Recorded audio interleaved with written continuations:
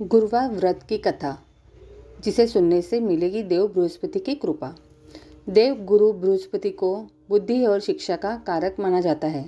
गुरुवार को बृहस्पति देव की पूजा करने से धन, विद्या, मान, सम्मान, प्रतिष्ठा और कई अन्य मनोवांछित फल की प्राप्ति होती है। धार्मिक ग्रंथों के अनुसार गुरुवार को भगवान बृहस्पति की पूजा का विधान है। गुरुवार के दिन व्रत और कथा सुनने से घर परिवार में सुख समृद्धि बनी रहती है। आइए जानते हैं गुरुवार व्रत कथा के बारे में। देव गुरु बृहस्पति को बुद्धि और शिक्षा का कारक माना जाता है। कथा के अनुसार प्राचीन काल की बात है। किसी राज्य में एक बड़ा प्रतापी और दानी राजा राज्य करता था।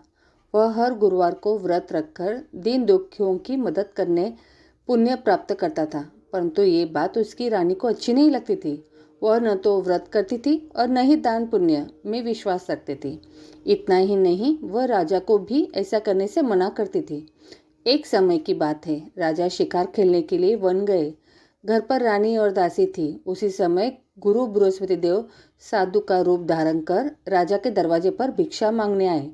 साधु ने जब रानी से भिक्षा मांगी तो वह कहने लगी, हे साधु महाराज, मैं इस दान और पुण्य से तंग आ गई हूँ। आप कोई ऐसा उपाय बताएं जिसके का सारा धन नष्ट हो जाए और मैं आराम से रह सकूं।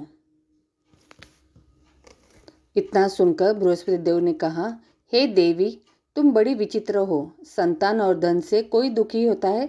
अगर अधिक धन है तो इसे शुभ कार्यों में लगाओ। कुंवारी कन्याओं का विवाह कराओ। विद्यालय और बाग बगीचे को निर्माण कराओ, जिससे तुम्हारे दोनों लोग सुधरे। परंतु साधु की इन बातों से रानी को खुशी नहीं हुई। उसने कहा कि मुझे ऐसे धन की आवश्यकता ही नहीं है जिसे मैं दान हूँ और जिसे संभालने में मेरा सारा समय नष्ट हो जाए। तब साधु ने कहा, अगर तुम्हारी ऐसी इच्छा है तो मैं जैसा तुम्हें बताता हूँ तुम बस वैसा ही करना। गुरुवार के दिन तुम घर को गोबर से लिपना, अपने बालों को पीली मिट्टी से धोना, राजा से हजामत बनाने को कहना, भोजन में मांस मदिरा का प्रयोग करना, कपड़े धोबी को यहाँ धुलने देना। इस प्रकार 7 बृहस्पतिवार करने से तुम्हारा समस्त धन नष्ट हो जाएगा। इतना कहकर साधु के रूप में बृहस्पति देव अंतर्ध्यान हो गए। साधु के अनुसार कई बातों को पूरा करते हुए रानी को केवल 3 बृहस्पतिवार ही बीते थे कि उसकी समस्त धन संपत्ति नष्ट हो गई। भोजन के लिए राजा का परिवार तरसने लगा। तब एक दिन राजा ने रानी से बोला कि हे रानी, तुम यही रहो, मैं दूसरे देश को जाता हूँ, क्योंकि यहाँ पर सभी लोग मुझे जानते हैं, इसलिए मैं कोई छोटा कार्य नहीं कर सकता। ऐसा कहकर राजा दूसरे देश चला गया। वहाँ वह जंगल में लकड़ी काटकर लाता और शहर में बेचता। इस तरह वह अपना जीवन व्यतीत करने लगा। इधर राजा के परदेश जाते ही रानी और दासी दुखी रहने लगी। एक बार जब रानी और दासी को 7 दिन तक बिना भोजन के रहना पड़ा तो रानी ने अपनी दासी से कहा, हे दासी, पास ही के नगर में मेरी बहन रहती है।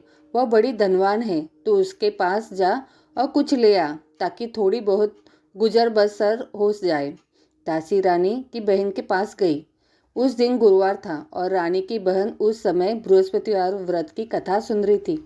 दासी ने रानी की बहन को अपनी रानी का संदेश दिया, लेकिन रानी की बड़ी बहन ने कोई उत्तर नहीं दिया। जब दासी को रानी की बहन से कोई उत्तर नहीं मिला तो वह बहुत दुखी हुई और उसे क्रोध भी आया। दासी ने वापस आकर रानी को सारी बात बता दी। ये सुनकर रानी ने अपने भाग्य को कोसा। उधर रानी की बहन ने सोचा कि मेरी बहन की दासी आई थी, परंतु मैं उससे नहीं बोली। इससे वह बहुत दुखी हो गई। कथा सुनकर और पूजा समाप्त करके वह अपनी बहन के घर आई और कहने लगी, हे बहन, मैं बृहस्पतिवार का व्रत कर रही थी। तुम्हारी दासी मेरे घर आई थी, परंतु जब तक कथा होती है तब तक न तो उठते हैं और न ही बोलते हैं, इसलिए मैं नहीं बोली। बताओ दासी क्यों आई थी? रानी बोली, बहन, तुमसे क्या छिपाओ, हमारे घर में खाने तक को अनाज नहीं है। ऐसा कहते कहते रानी की आंखें भर आई। उसने दासी समेत पिछले 7 दिनों से भूखे रहने की पूरी बात अपनी बहन को बता दी। रानी की बहन बोली, देखो बहन, भगवान बृहस्पति देव सबकी मनोकामना पूर्ण करते हैं। देखो, शायद तुम्हारे घर में अनाज रखा हो। पहले तो रानी को विश्वास नहीं हुआ, पर बहन के आग्रह करने पर उसने अपनी दासी को अंदर भेजा तो उसे सचमुच अनाज से भरा एक घड़ा मिल गया। ये देखकर दासी को बड़ी हैरानी हुई। दासी ने रानी से कहने लगी, हे रानी, जब हमको भोजन नहीं मिलता तो हम व्रत ही तो करते हैं, इसलिए क्यों न इनसे व्रत और कथा की विधि पूछ लीजिए ताकि हम भी व्रत कर सके। तब रानी ने अपनी बहन ने बृहस्पतिवार व्रत के बारे में पूछा। उसकी बहन ने बताया, बृहस्पतिवार के व्रत में चने की दाल और मुनक्का के केले की जड़ में अर्पित करें तथा दीपक जलाएं, व्रत कथा और सुने और पीला भोजन ही करें। इससे बृहस्पति देव और भगवान विष्णु प्रसन्न होते हैं। व्रत और पूजा की विधि बताकर रानी की बहन अपने घर को लौट गई। 7 दिन के बाद जब गुरुवार आया तो रानी और दासी ने व्रत रखा। वह घुड़साल में जाकर चना और गुड़ लेकर आई, फिर उससे केले की जड़ तथा विष्णु भगवान की पूजा की। अब पीला भोजन की चिंता को लेकर दोनों बहुत दुखी हुई। चूंकि उन्होंने व्रत रखा था इसलिए बृहस्पति देव उनसे प्रसन्न थे। वह एक साधारण व्यक्ति का रूप धारण कर 2 थालियों में पीला भोजन दासी को दे गए। भोजन पाकर दासी प्रसन्न हुई और फिर रानी के साथ मिलकर भोजन ग्रहण किया। उसके बाद वह सभी गुरुवार को व्रत और पूजा करने लगी। बृहस्पति देव की कृपा से उनके पास फिर से धन संपत्ति आ गई, परंतु रानी फिर से पहले की तरह आलस्य करने लगी। तब दासी बोली, देखो रानी, तुम पहले भी इस प्रकार आलस्य करती थी। तुम्हें धन रखने में कष्ट होता था, इस कारण सभी धन नष्ट हो गया, और अब जब देव बृहस्पति की कृपा से धन मिला है तो तुम्हें फिर से आलस्य होने लगा है।